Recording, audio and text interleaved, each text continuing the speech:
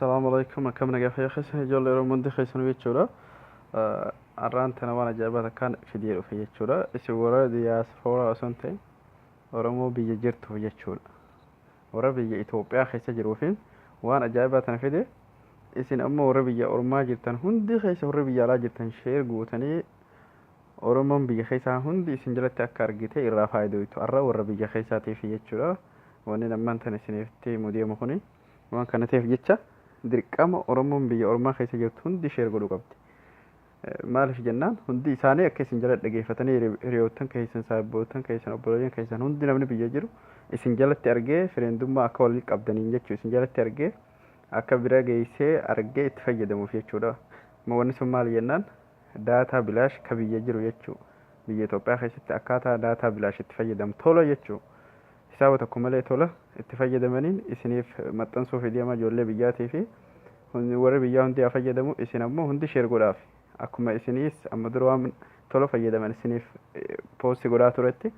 amma caraan warra biyyaa ta'ee waan dhufeef jechuudha isinis sheer godhaa biraan gahaa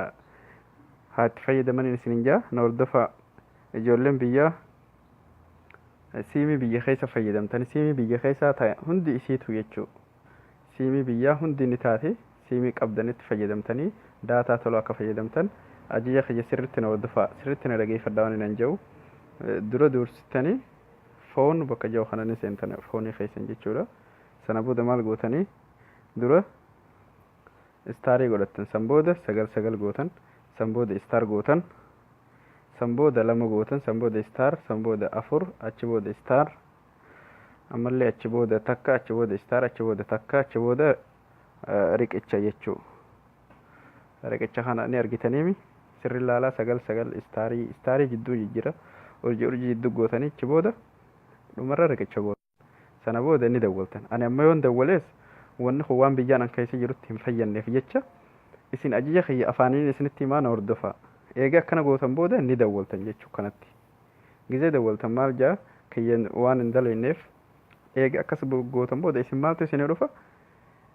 barreeffama isin dhufa afaan oromootiin isin dhufa warri biyya oromiyaa keessa jirtan hundi keessan jechuu gizee inni isiniif dhufe okkee gootan jechuu okkee gizee tuyxan lakkoofsa bakka lakkoofsa itti naqxan isin baasa bakka lakkoofsa sanitti lakkoofsa tokko ni naqxan jechuu isiniif galaame lakkoofsa tokko maal jaa lakkoofsa tokko itti galchitanii ammas seendi gootan jechuu kanama dawwaletti ammas sana booda bakka lakkoofsa tokko itti naqxan isiniif ammas lama jechuu lakkoofsa tokko itti naqxan ammas seendi jettanii jechuu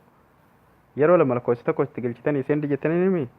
sana booda maal fida lakkoofsa tokko hanga sadii gadotti isiniif fida jechuu tokko hanga sadii akkanatti isiniif fida isin san keessa lakkoofsa tokko rodhoytanii ammasis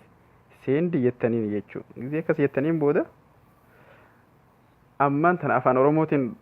isinii dhufa xumuruuf deemna jechuu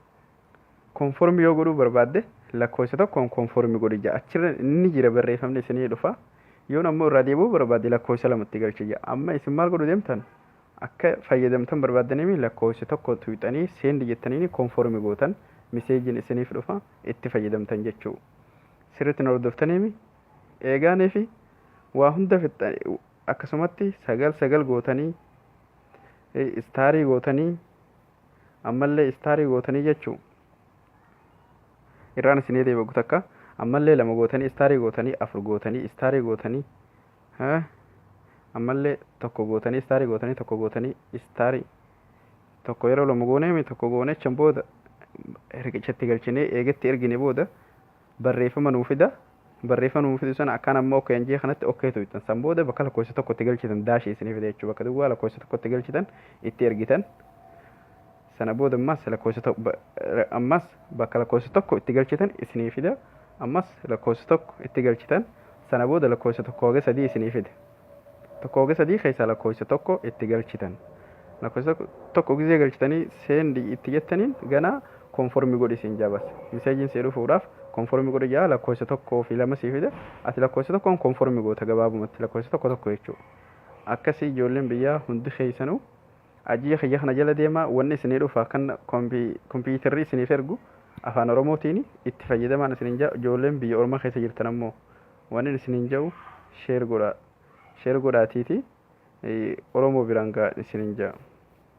ijoollee biyya jirtu biraan gaadha achi booda immoo kanarratti FB keessan fuula FB keessan irra bakka sarchii kanarratti Hamzaa gootanii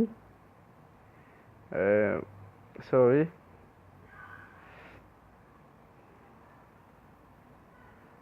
Hamzaa Ibrahim jettanii sarchi gootanii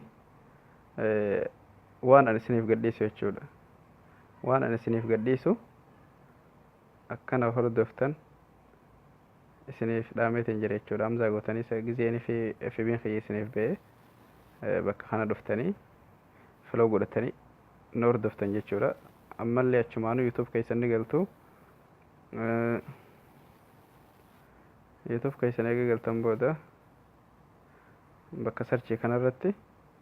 obsaa teeknoo gootanii YouTube obsaa teeknoo jala seentanii subscribe gootanii jechuudha. Haala kanaan isiniif galaame san booda akka daftee connection isiniif dhufuuf qasxee tanarratti hojjetanii akkana gootanii jechuudha. Haala kanaan fayyadamaan isinin jaa baay'ee tokko galatoomaa ijoollee biyyaatiif sheer godha. Ajee kiyya kana afaaniin hordofanii haa itti fayyadamanii galatoomaa.